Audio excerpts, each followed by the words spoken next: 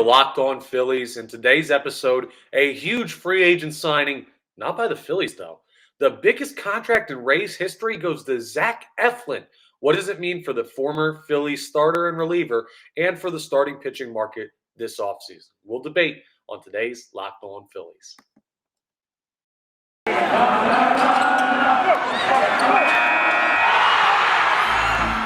You are Locked On Phillies, your daily Philadelphia Phillies podcast. Part of the Locked On Podcast Network, your team every day.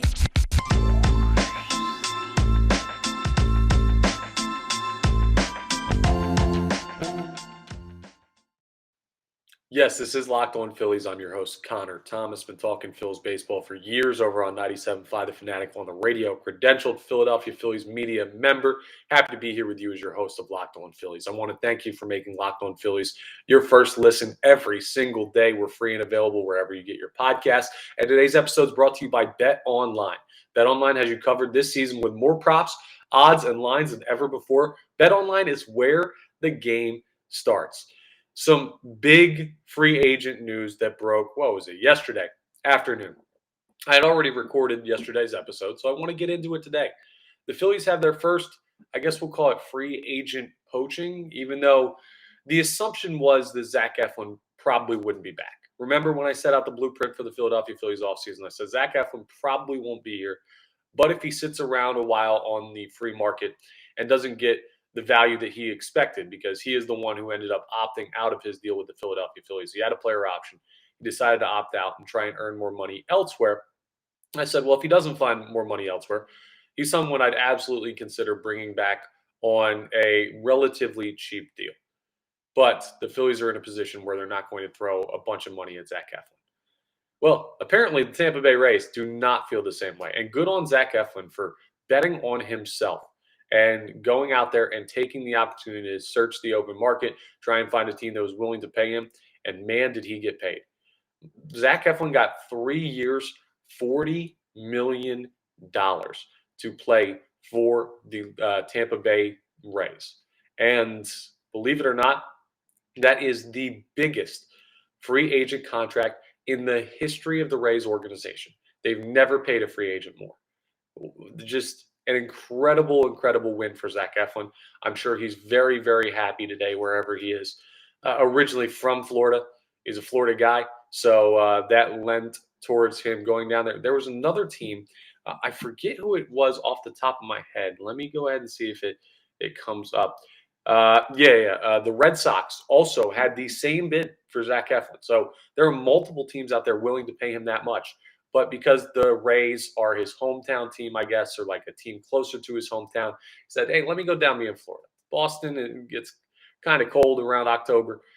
If I'm going to play in October, I'd rather do it down, maybe not at Tropicana Field, but be in Florida every day where it's 75 and sunny. So I can't blame him there. And it's a nice feeling, right? Because I've always been a Zach Eflin guy. I've always been a Zach Eflin believer. I think he has really, really good stuff when he's at the top of his game. I think he has like good number two stuff at his best. The issue is he's not all that consistent. And that's why it's interesting the Rays paid him as much as they did, but they're obviously bringing him in there to be a starter. You're not paying $40 million over 3 years to a relief pitcher. They're bringing him in there to start.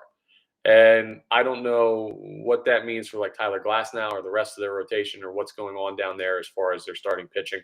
But it's a good sign for the Philadelphia Phillies that they didn't try and tender him an offer, because that would have been too much money to throw at Zach Eflin for the Phillies. I'm glad he got paid. Here's what's interesting, right? And also really quick, before I get into like the numbers of it and kind of delete the humanity of the Zach Eflin signing and what it must mean to him from the conversation, gotta thank him for his time here. I mean, the final out in the game where the Phillies clinched a playoff berth for the first time since 2011. Some big innings in the postseason. A really, really tough time here in Philadelphia at points with injuries and potential, but not following through on that potential. He was a great guy. He's not dead. He still is a great guy, but he was a great guy for this organization. Sad to see him go. Knew he was probably going to. Very happy for him in the way that he got paid. Now, here's where this creates a potential problem for the Philadelphia Phillies. I'll say it again. Zach Eflin was not going to be re-signed by the Philadelphia Phillies unless you were getting him for like, I don't know, $12 million a year, which would have been crazy considering that was about what he was getting last season. So he would have just opted in. But $40 million over 3 years for Zach Eflin. Some of you may have seen that and said, "Holy overpay." And I see the potential of him to be worth that much money. I don't want to take a shot at Zach Eflin because I think he can be that pitcher at his peak. But I don't think he's consistently been good enough to receive that much money. So I do think it's a slight overpay based on the consistency that Zach Eflin's put out. Good for him. Every player should want to be overpaid. Wish I was overpaid. You're going to double my money to do Locked On Phillies? Absolutely. You're going to double my money to work at 97.5 The Fanatic? For sure. Pay me until I'm overpaid. And that's how every player and every agent should feel. But Zach Eflin is the first big name, like quasi big name, because he was a guy that had his moments, quasi big name free agent starter. And he goes for 3 years, $40 million. That's steep for a pitcher who was a 3 or a 4 this year in Philadelphia and ended up throwing out of the bullpen, partially because of injury and everything going on there. That means when you look at a guy like Jacob deGrom or Carlos Rodon, those guys are going to be super, super expensive. The sticker shock, which is what they call it when you see a price that like shocks you into saying, wow, that's way, way too high. Yeah, that's going to be a thing for the Phillies if they're going to get one of those top starters. And now it's starting to make more sense why Dave Dombrowski, in his end of year availability, when asked about the starting pitching market, was like, yeah, it might not be one of the top end guys. Going to be like could be a veteran, like a depth guy. Because he had an idea of where the market was going to be for these guys, and it is much higher than I think a lot of us anticipated. If you had asked me what Zach Eflin was going to get over the course of a 3-year deal, I would have told you probably about $35 million. That extra $5 million for a guy like Zach Eflin becomes an extra $35 million for a guy like Jacob deGrom. And all the players in between end up bumping up and slotting up. And the more players that will get paid in that range, the more expensive it'll be for the Philadelphia Phillies to go ahead and sign even a depth veteran starting pitcher. Zach Eflin, a little bit young to be considered like a full-on veteran 1-year deal guy. That's obviously why he got 3 years, reaching the prime or what should be the prime of his career. So you're hoping to get 3 good years out of him before he starts to decline, especially with the injury concern. So a good buy low, even though you might have paid more than people expect, but a good buy low move by the Tampa Bay Rays, I think. I think they're really going to like Zach Eflin down there. And they're also an organization that evaluates pitching talent really well. So the fact that they're interested in him makes me be like, well, maybe the Phillies missed the boat on this one. But I don't think they should have paid him that much because I don't think a Zach Eflin fits into your rotation as well as someone with a higher upside. Like the Phillies need to create a rotation that mirrors the Houston Astros, the Atlanta Braves, the last year New York Mets when they were healthy, the Los Angeles Dodgers, teams that are absolute juggernauts on the mound. That's who the Phillies need to compete with.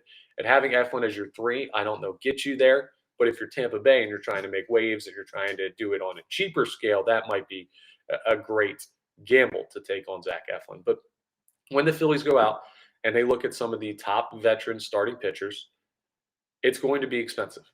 It's going to be really, really expensive compared to what we've seen in past years for starting pitching signings. You're not going out and like getting Noah Syndergaard on the deal you got him on, or getting Kyle Gibson on the deal you got him on for like 2 years or a year and change. Like this is going to be an expensive offseason for starting pitchers if indeed Zach Eflin's signing is not an anomaly.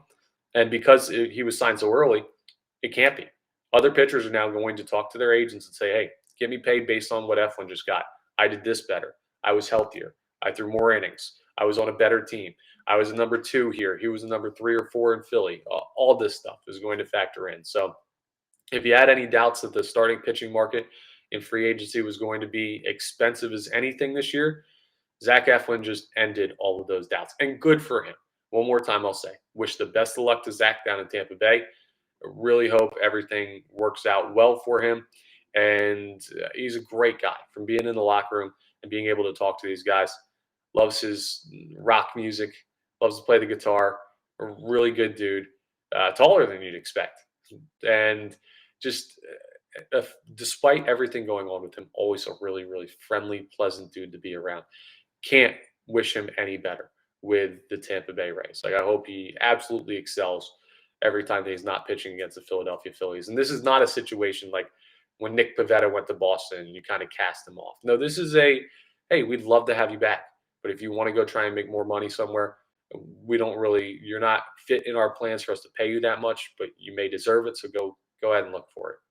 And well, he got it. And I'm happy for Zach, and a little bit unhappy with the price tag because of what it means for the Phillies. But hey, that's how free agency goes. And that's just setting up what's been a busy week in news. Coming up next, I'm going to talk to you a little bit about what that Zach Eflin news and the other free agent news this week, since this is a Friday episode. We're going to kind of look back, talk about what this big week in news and free agency means. And we've also still got off the poll. We've got the Advent Calendar, which a lot of guesses on that. Appreciate you guys playing along with that. We got day 2 of the Advent Calendar. So much stuff still to come. Be coming up next on Locked On Phillies. We're talking about the free agent news and the hot stove and how it's certainly heating up. And I want to remind you, today's episode is indeed brought to you by BetOnline. BetOnline.net is your number one source for sports betting info, stats, news, analysis, all that good stuff.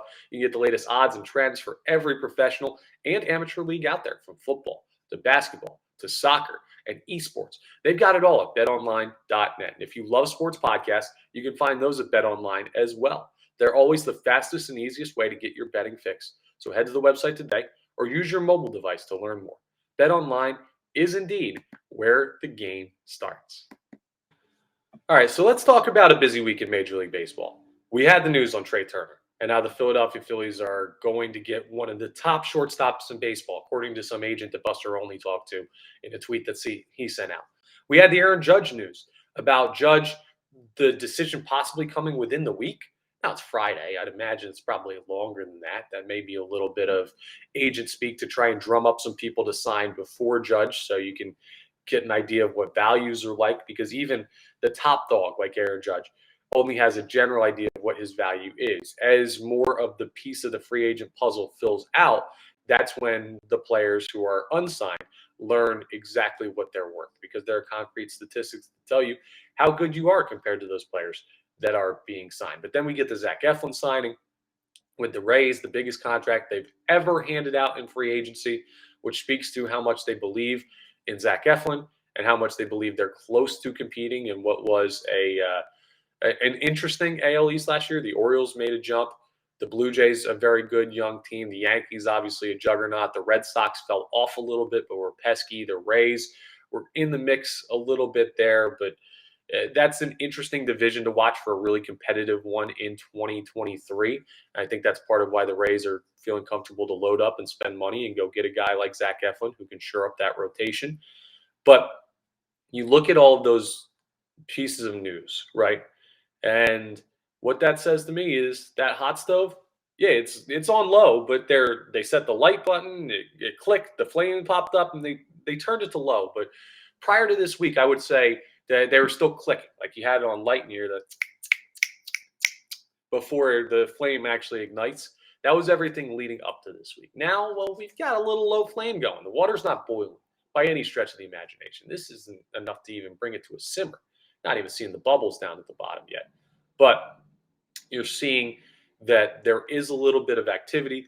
There's the first big pieces of news that are posturing from the agents of big players like Trey Turner and Aaron Judge. You've seen a signing with Zach Eflin. We've seen some smaller signings for like some relief pitchers and stuff like that. Not anything consequential for the Phillies, but it's starting to warm up. We're about to hit a really, really hot stretch here from now until the Christmas holiday, where you could see an Aaron Judge signing. You could see a Trey Turner signing. Really from now until the 25th of December, as we're continuing with our Advent Calendar, which I'll tell you about in our final segment today, who yesterday's was, and give you the clues for today's Advent Calendar Philly. But as we do that, we're heading towards one of the hotter stretches of the offseason. You're going to get like that early January pop. But a lot of folks want to be signed by Christmas, want to know where they're going, so that after the holidays, they can make plans to be down there and ready to go. I mean, pitchers and catchers, Not that far away. I don't know the exact date. Let me find that for you. The date when pitchers and catchers report to spring training for 2023, because it's closer than you think. Let's see. Pitchers, catchers report 2020. Tuesday, February 14th, Valentine's Day, will be the reporting for the Rays is the first article that I see there. So, yeah, we're really, really not far away from that. And signing in January, you have a month to change everything around. Signing in December, well, you got a little bit of time to enjoy the holidays. You got some extra money in your pocket. You're like, if you're Zach Eflin, I just got 40 million over the next 3 years. Let's go buy you those extra presents for Christmas. So this is a stretch where you see a lot of free agent movement. So the stove is heating up. That's why you want to be locked in on Locked On Phillies, because we'll have all the latest news for you on rumor mill, what has happened, what probably will happen, what probably won't happen. So we'll have all that good stuff. But this is an exciting week news-wise, even if it was just breadcrumbs, because that shows there's some moving under the surface. This is like the shifting of the tectonic plates. You don't really see it until they crash into each other, and there's a big signing or a big earthquake in the actual example I'm using. But they're slightly crawling towards each other, and something's coming soon, whether it's Judge or Turner or Correa or Bogarts or Swanson or Rodon or DeGrom or whoever it may be. But we're going to see a big name free agent signed before Christmas, and we could see a big name free agent signed before the 10th of December. Today, December 2nd. So this next week will be interesting.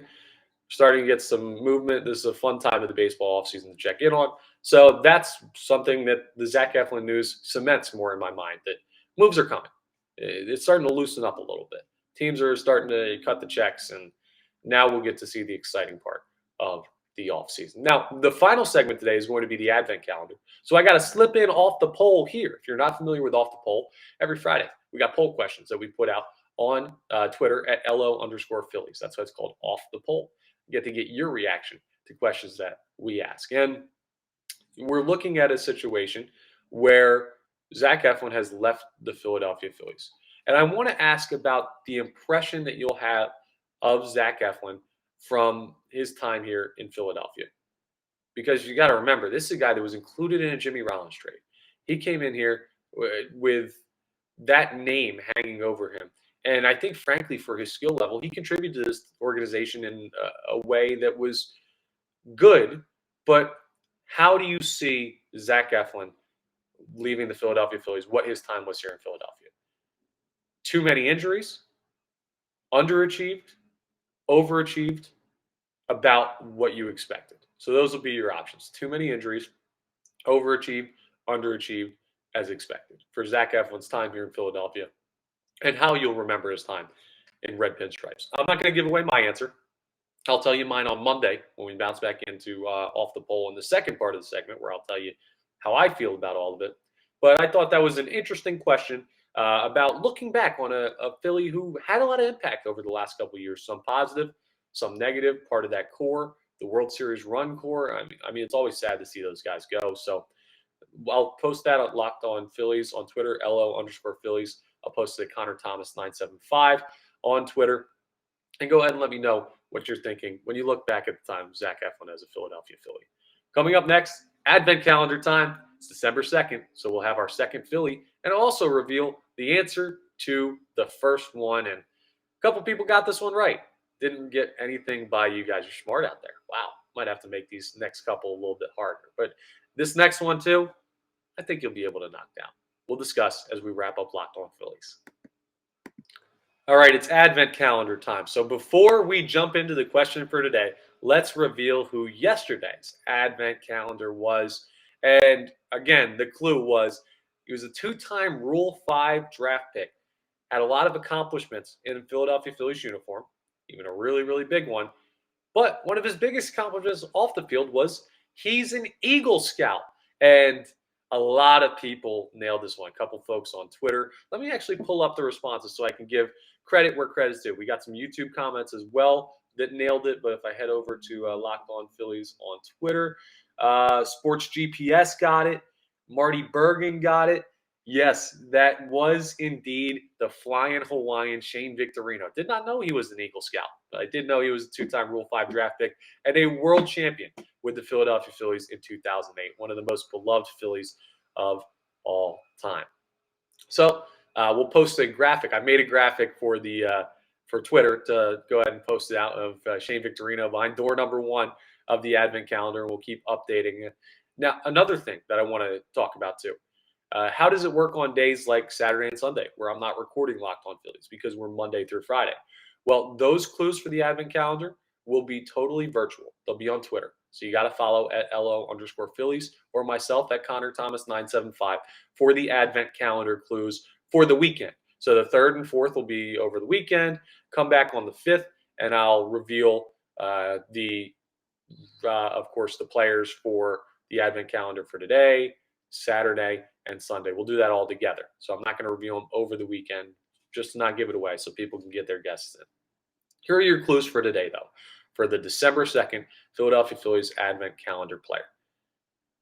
This player was a 2-time All-Star, a Gold Glove winner as a Philadelphia Phillies backstop, and I don't know if he'd be all that happy that he'd be in a Christmas Advent Calendar because, well, he's actually Jewish.